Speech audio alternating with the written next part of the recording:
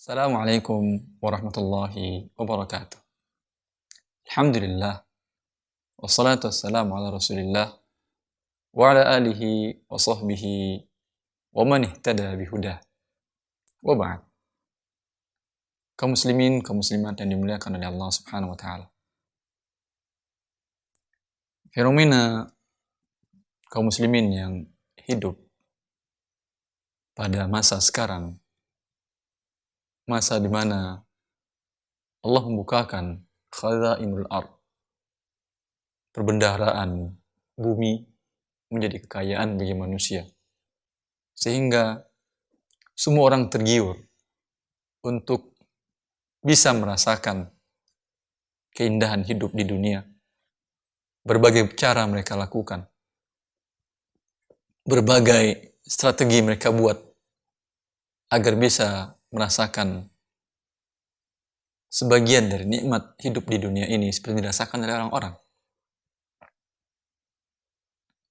Dan tidak jarang yang kita temukan di mana seseorang dengan pemasukan pas-pasan siap mengorbankan harga dirinya, siap mengorbankan asetnya yang sudah ada, modal sudah ada, demi untuk hidup lebih layak atau lebih indah menurut mereka. Terkadang riba pun mereka lakukan dalam bentuk utang piutang yang mereka ajukan ke lembaga-lembaga yang umumnya adalah lembaga ribawi. Siapa yang mengajarkan kita seperti ini? Kita sebagai seorang muslim yang menjadi qudwah dan uswah kita, teladan kita Rasulullah SAW. Kapan Rasulullah SAW itu beliau berhutang?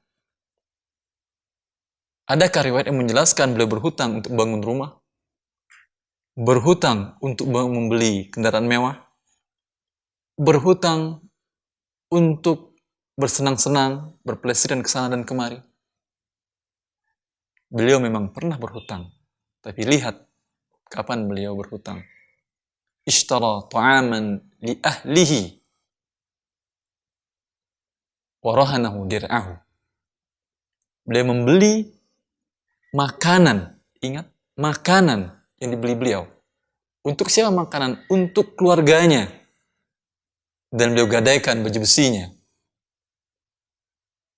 Ini berarti jual beli yang tidak tunai dengan cara hutang. Tapi makanan yang beliau beli. Dan kapan lagi beliau berhutang? Ketika membeli dari seorang Yahudi unta untuk berjihad fisabilillah. Dibeli kendaraan tapi untuk kebutuhan yang sangat urgen dalam menjaga dinullah dan mengembangkan agama Allah Subhanahu wa taala ini. Ini dia uswah kita, tuntunan kita.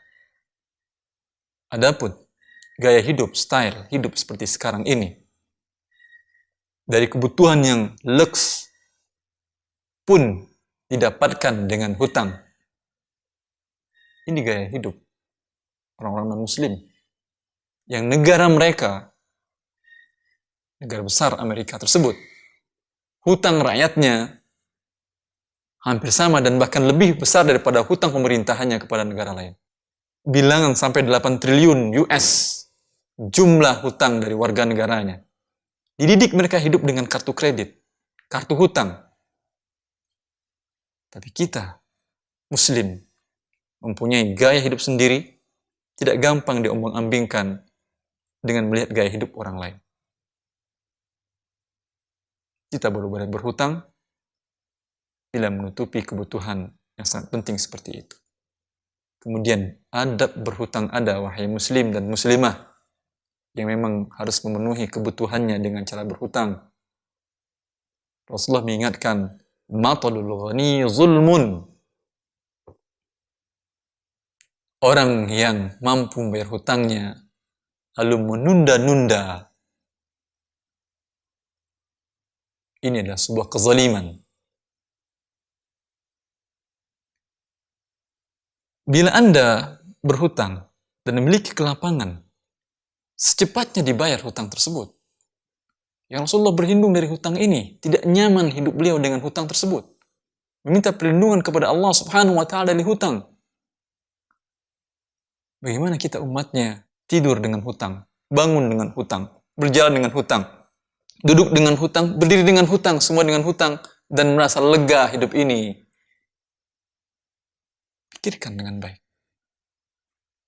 Setiap saat melambatkan penunaian pembayaran hutang, sebuah kezaliman, kata Rasulullah.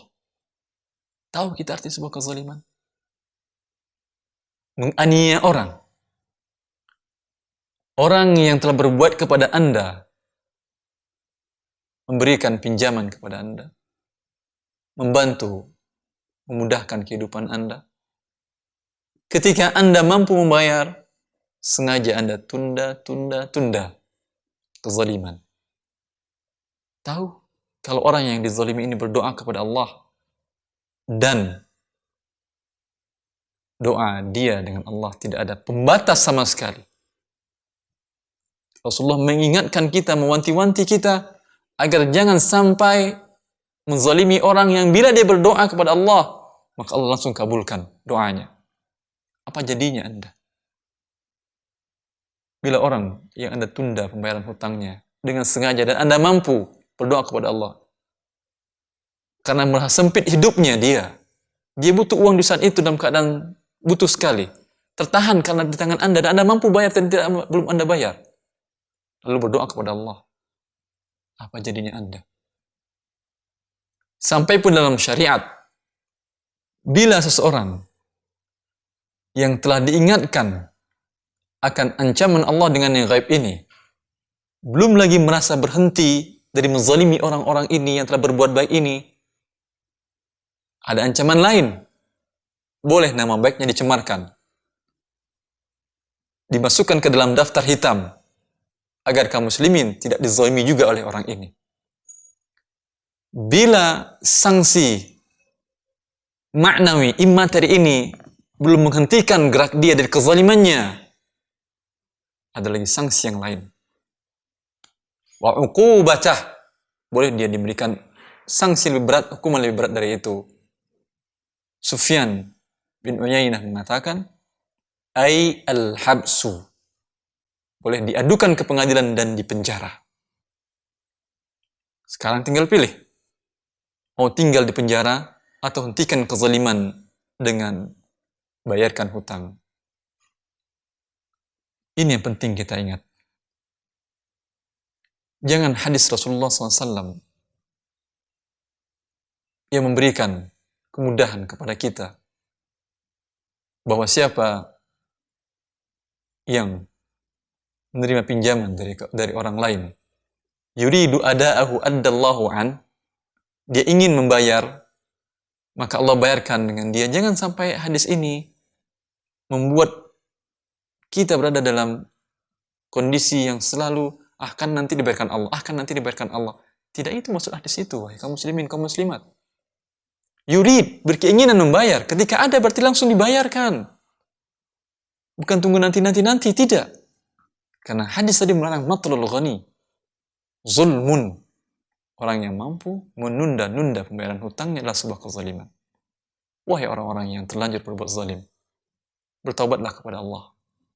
Mintalah kemaafan dari orang-orang yang telah Anda zalimi dengan menunda pembayaran hutang kepada mereka, agar Anda selamat hidup di dunia dan meniti jalan yang benar menuju kebahagiaan di akhirat nanti di surga Allah Subhanahu wa taala dengan tidak membawa kezaliman atas siapapun juga. Assalamualaikum warahmatullahi wabarakatuh.